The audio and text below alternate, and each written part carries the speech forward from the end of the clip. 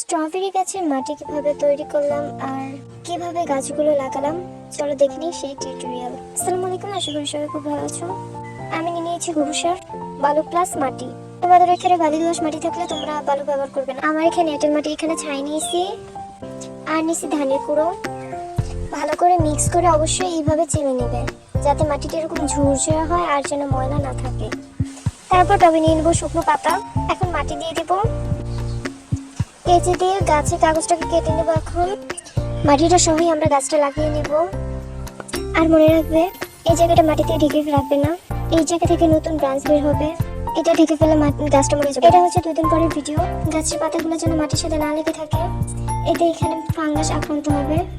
পাতাগুলো মাটির সাথে লেগে থাকতে বলে আমি এখানে ধানের কুড়ো দিয়ে দিয়েছিলাম। যদি আমার ভিডিও তোমাদের কাছে ভালো লেগে থাকে, আমার নতুন নতুন ভিডিও পেতে হলে একটা সাবস্ক্রাইব করে দাও প্লিজ, লাইক কমেন্ট শেয়ার করো।